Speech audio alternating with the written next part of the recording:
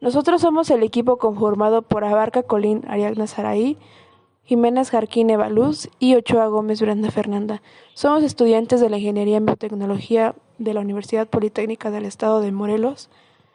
Somos del grupo Quinto C para la materia de Fundamentos de Bioprocesos a cargo de la doctora María Inés Chávez Bejar. En un laboratorio de investigación biotecnológica se encuentra en evaluación la levadura Saccharomyces cerevisiae. Esta misma puede producirse a partir de sacarosa en condiciones anaerobias. Todo el carbono del sustrato se convierte en biomasa. Se utiliza amonio como fuente de nitrógeno. La fórmula molecular de la biomasa es la siguiente. Las células contienen un 3% de ceniza. ¿Cómo se compara el rendimiento de biomasa del sustrato en términos de masa y molares con el máximo rendimiento de biomasa posible? Bueno, a continuación les voy a hablar sobre nuestra justificación. Bueno, la biomasa del sustrato de la levadura de Saccharomyces cerevisiae se decidió utilizar ya que, bueno, esta se encontraba en el libro del Dorán, ya que en este libro y otras revistas nos mencionan y afirman que la variabilidad está en dependencia de las condiciones específicas de su producción. También la biomasa suele aumentar en prefermentadores con un volumen el cual oscilan entre los 10 y 20% del fermentador. En las revistas que se consultaron nos muestran una tabla la cual tiene la composición de la levadura de Saccharomyces cerevisiae y sus componentes es el polisacárido, trealosa, ácido nucleico, cenizas y proteínas entre otros. También revisamos el libro del Dorán, donde hay una tabla de la página 79, es la tabla 4.3, donde nos muestran los organismos, también su fórmula elemental y su grado de reducción. Bueno, ahora continuando con la resolución del problema, vamos a comenzar elaborando la ecuación estequiométrica para el crecimiento anaeróbico de Saccharomyces cerevisiae. Y bueno, como sabemos bien, el ejercicio nos está mencionando que esta biomasa se produce a partir de la sacarosa en condiciones anaeróbicas. Entonces, primero formulamos la fórmula molecular de la sacarosa, como vemos a continuación, y después no vamos a agregar oxígeno porque nos está diciendo que se está generando en condiciones anaeróbicas. Pero lo que sí tenemos que agregar sería amonio, porque se está utilizando como fuente de nitrógeno. Entonces, con esto, esta ecuación nos debe dar la biomasa, que en este caso tomamos esta tabla y nos enfocamos obviamente en el microorganismo ya antes dicho, y ahí nos presenta su fórmula elemental. Y después se supone que agregaríamos dióxido de carbono. Sin embargo, el ejercicio menciona que todo el carbono del sustrato se convierte en biomasa, así que básicamente ese carbono estaría dentro de la biomasa. Y por último, como sabemos bien, siempre se va a generar agua. Ahora bien, se realiza un balance elemental. Comenzamos con un balance de carbono. Es muy sencillo, ya que solo tenemos el valor de 12, que equivale igual a C. Tenemos el balance de hidrógeno, ahí observamos. Los valores, pues obviamente fueron tomados de la ecuación anterior que se formuló, que en este caso, del lado del sustrato, el hidrógeno pues sería 22 más 4B. Este B representa obviamente a nuestra fuente de nitrógeno. Tenemos 4 hidrógenos. Entonces del otro lado pues sería del valor C1.64, como recordamos de nuestra fórmula elemental de la biomasa.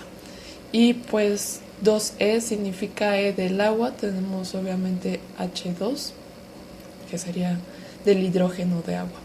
Y ahora bien, el balance de oxígeno, ahí observamos, ya conocemos los valores, ya tenemos una idea. Y pues el balance es bastante sencillo porque, por ejemplo, del balance de C, como solo es 12, pues básicamente el rendimiento de la biomasa del sustrato en términos molares es de 12 gramos mol sobre elevado a -1. Y bueno, los otros balances se realizaron. Como tal, no nos ayudarán en esta ocasión, pero quisimos resolverlos para tener una idea. El balance de nitrógeno simplemente se sustituyó C por el valor de 12 y dio como resultado de 1.92 de coeficiente de B. Y después el balance de oxígeno, que también se sustituyó y se multiplicó después restando para así obtener el valor de E. Y bueno, después para seguir calculando y tener una idea de qué tenemos en la biomasa, aquí tenemos nuevamente la fórmula elemental y para calcular la biomasa simplemente los elementos los multiplicamos pues por el número de átomos. Bueno, en este caso sería 12 por un carbono más hidrógeno, que sería pues su valor 1 por 1.64 sería lo mismo. El valor de oxígeno sabemos que es de 16, se multiplica por 0.52 y el de nitrógeno 17 multiplicado por 0.16 y esto nos da un total de 24.68 de biomasa. Pero aquí hay algo muy importante que no debemos de olvidar. El ejercicio nos está comentando que en las células también contienen un 3% de ceniza. Entonces, pues debemos tomar eso en cuenta, por lo que se haría una división de la biomasa entre las cenizas, que en este caso sería 0.97. Se quita, digamos, ese 0.03, que sería el valor de las cenizas, y esto nos daría una biomasa de 25.44, pero esta está en pues gramos por mol. Pero el ejercicio está mencionando en la pregunta cómo se compara el rendimiento de biomasa del sustrato en términos de masa y molares. Ya tenemos el término molar, pero para el rendimiento de biomasa en términos de masa, lo que estamos haciendo es tomar el peso molecular de la sacarosa, que ahí dice de 342.3 gramos por mol. Y bueno, lo que hicimos fue multiplicar 12, que es el valor de C, por el peso molecular con las cenizas. Eso nos dio un resultado de 305.28, pero para convertirlo en términos de masa se dividió entre el peso molecular, entre 342.3, y eso nos dio 0.90 gramos por gramos sobre, bueno, elevado a -1. Ese sería nuestro rendimiento de biomasa del sustrato. Ok, ya tenemos esta parte porque si bien recordamos, el problema nos está pidiendo comparar el rendimiento de biomasa del sustrato en términos de masa y molares, que fue lo que acabamos de hacer, con el máximo rendimiento de biomasa posible. Ok, entonces ahora es momento de calcular pues el máximo rendimiento de biomasa posible. Para ello ocupamos la siguiente fórmula que se presenta. Básicamente multiplicaríamos W por el rendimiento del sustrato entre el rendimiento de la biomasa. Así que comenzando con el rendimiento del sustrato, ponemos nuevamente nuestra fórmula, nuestra ecuación, para que así con la ecuación del rendimiento del sustrato pues debamos sustituir. Ok, pero vamos a explicar qué significa cada valor. 4 va de por ley en la ecuación, pero ¿qué es W? Bueno, W formaría parte de nuestro sustrato junto con X, Y, y en este caso Z no, porque si vemos bien nuestro sustrato, pues solo es carbono, hidrógeno y oxígeno. Carbono es W, hidrógeno es X.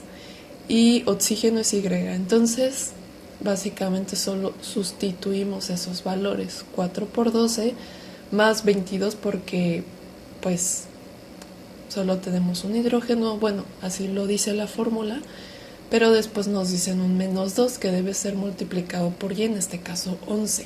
Y todo esto se debe de dividir entre W, que si recordamos es 12. Entonces, haciendo estas operaciones, nuestro rendimiento de sustrato es de 4. Ahora bien, para el otro valor que sería el rendimiento de biomasa que nos piden, pues básicamente lo podríamos calcular, pero decidimos tomarlo a partir de la tabla que ya fue mencionada anteriormente, porque ahí también nos mencionan el grado de reducción, pero relacionado a amonio. Y pues aquí corremos con un poco de suerte porque es relacionado a su valor, y entonces el rendimiento de la biomasa es de 4.12. Y ahora sí, ya teniendo todos estos datos para calcular el rendimiento máximo, básicamente solo tenemos que sustituir W12 por el rendimiento del sustrato, que fue de 4, entre el rendimiento de la biomasa. Esto nos da un total de 11.65.